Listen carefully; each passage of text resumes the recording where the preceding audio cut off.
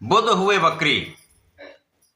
प्रिय दर्शकों, नवग्रहों में युवराज बुध जो अपना संपूर्ण प्रभाव अति शीघ्र प्रदान कर देते हैं, संवेदनशील ग्रह हैं, अति शुभ ग्रह हैं। यदि अच्छी स्थिति में है तो ये जीवन का सर्वश्रेष्ठ सुख प्रदान करते हैं तथा ये इस जगत के संपूर्ण कार्य क्षेत्र में अपना संपूर्ण प्रभाव रखते हैं। बुध के बिना कोई कार्यक्षेत्र संभव नहीं है, क्योंकि जहां पर बुद्धि है वहां पर बुध है, जहां पर शिक्षा है वहां पर बुध है, जहां पर वाणी है वहां पर बुध है, जहां पर गणनाएं हैं वहां पर बुध है, जहां पर व्यापार है वहां पर बुध है। तो बुध के बिना कोई कार्यक्षेत्र संभव ही नहीं। अत्यंत प्रभावी, अत्यंत संवेदनशील तथा अपना संपूर्ण प्रभाव अति शीघ्र प्रदान करने वाले युवराज बुध जो वर्तमान समय में कुंभ राशि में गोचर कर रहे हैं, मित्र की राशि में होकर बलवान स्थिति है। 26 फरवरी से ये वक्री अवस्था में आ जाएंगे, अर्थात ये पीछे की ओर गमन करना आरंभ कर देंगे। बैकवर्ड मूवमेंट इनका चालू हो जाएगा। जब कोई ग्रह वक्री हो जाता है तो उसका बल, उसका प्रभाव, उसकी क्षमता में वृद्धि हो जाती है, क्योंकि वो ग्रह धीमी गति से गमन करता है और धीमी गति से गमन के कारण उसके प्रभाव में, उसकी क्षमता में वृद्धि हो जाती है। प्रिय दर्शकों, जो बुध का गोचर काल है वो लगभग 20 से 25 दिन का होता है, परंतु वर्तमान समय जो इनका गोचर कुंभ राशि में चल रहा है वो बहुत वर्षों के पश्चात 66 दिन का हो रहा है।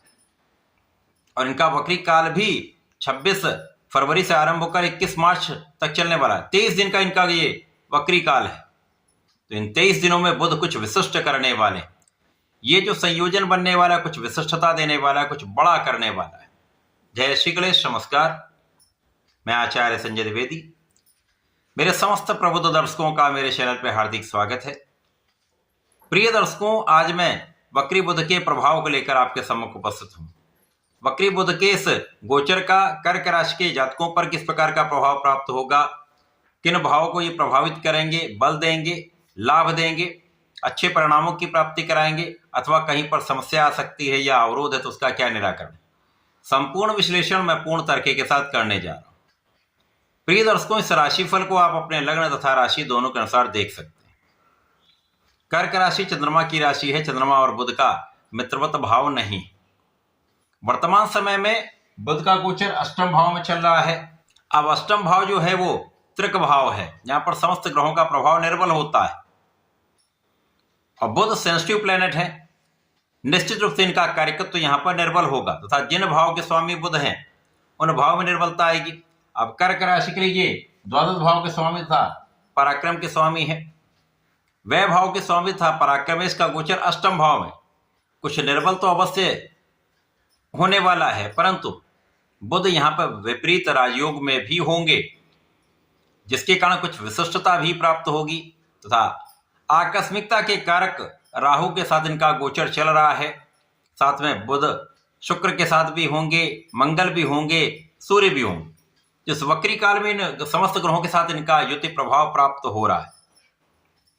इस समय में आपकी कुछ अचानक यात्राएं हो सकती हैं।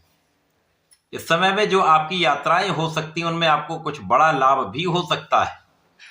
यदि आप व्यापार में हैं तो कुछ व्यापारिक यात्राएं आपके लिए अत्यंत लाभान्वित करने वाली होंगी, जो इस समय के लिए आपके लिए अत्यंत महत्वपूर्ण भी हैं, कुछ विशेष प्रभाव देने वाले।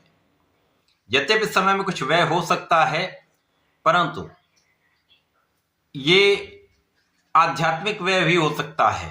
आपके कार्य क्षेत्र में भी व्यय हो सकता है, आपके कार्य क्षेत्र में विस्तार में भी व्यय हो सकता है, आपके व्यापार में विस्तार में भी व्यय हो सकता है। तो कोई अनावश्यक व्यय यहां पर होता नहीं दिख रहा है। यदि आप अपने व्यय पर नियंत्रण रखेंगे तो कहीं कष्ट नहीं होगा, क्योंकि इस समय में आपके धन का मार्ग सुगम हो रहा है, धन के मार्ग बन रहे हैं। कर्क राशि के लिए बड़े लाभ की स्थिति बन रही, अचानक धन वृद्धि की स्थिति बन रही, पारिवारिक संपत्ति से, परिवार से, पिता के सहयोग से आकस्मिक लाभ दिख रहा है। बुध का ये गोचर काल आपके परिश्रम में उतनी वृद्धि नहीं करेगा, आपका पराक्रम उतना नहीं होगा, परंतु ये आपको लाभ की मात्रा नियमित रूप से कराते रहेंगे। लाभ में कोई बड़ी कमी नहीं होने वाली। इस समय में कुछ ऐसी स्थितियां बनेंगी जब आपको व्यापारिक ऋण लेने का प्रयास आप करते हैं, वहां पर आपको लाभ नहीं मिल पाता, आपका काम नहीं बन पाता, यहां पर ये काम आपका बन सकता है। परंतु इस समय में कुछ शत्रु, कुछ रोग आपको समस्याग्रस्त कर सकते हैं। इस समय में एलर्जी की संभावना है, इस समय में आपके पेट से संबंधित रोगों की संभावना है, इनसे बचकर रहना है। खाने पीने पर नियंत्रण रखना है, भोजन की अनियमितता से बचना है, अच्छी जीवन शैली तथा अच्छी भोजन शैली को आपको अपनाना चाहिए।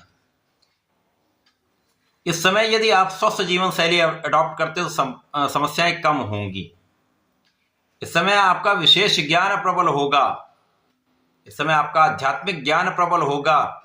इस समय जो लोग स्पेसिफिक क्वालिफिकेशन ले रहे हैं, जो विशिष्ट ज्ञान प्राप्त कर रहे हैं, हायर एजुकेशन ले रहे हैं, उनके लिए समय अच्छा है। लेकिन यहां पर कुछ भ्रम भी होगा, कुछ ऐसे मित्र भी हो सकते हैं, ऐसे लोग भी हो सकते हैं जो आपको दिग्भ्रमित कर सकते हैं।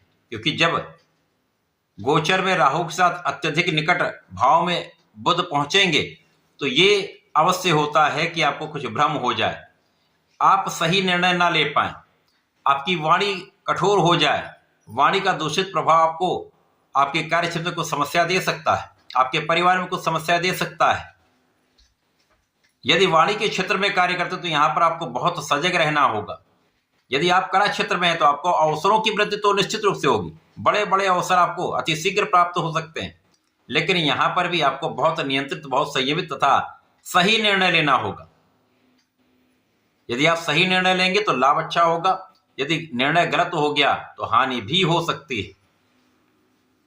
इस समय में यदि आप अपने बुद्धि का समुचित उपयोग कर लेंगे, बहुत प्रेशराइज होकर कोई काम नहीं करेंगे, किसी के दबाव में कोई काम नहीं करेंगे,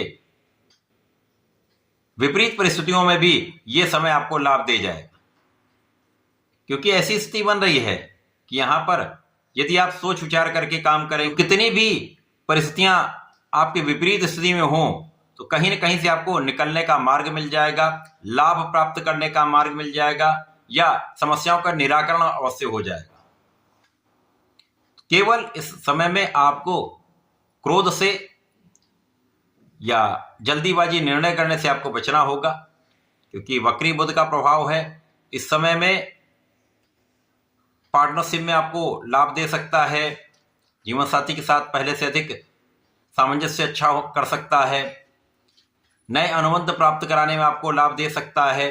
परंतु कहीं पर जल्दीबाजी या किसी के प्रभाव में आकर आपने कोई काम किया, दबाव में आकर कुछ काम किया तो समस्या भी हो सकती है। यहां आपको ध्यान रखने की आवश्यकता होगी।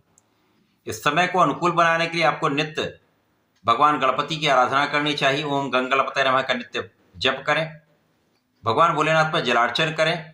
प्रत्येक सोमवार को भगवान भोलेनाथ पर जलार्चन करके दूर्वा और बेलपत्र का अर्पण करें तथा चंदन की सुगंधि का अर्पण करेंगे तो विशेष लाभ आपको प्राप्त होंगे। तो ऐसा करके इसका उपयोग करें। धन्यवाद, नमस्कार।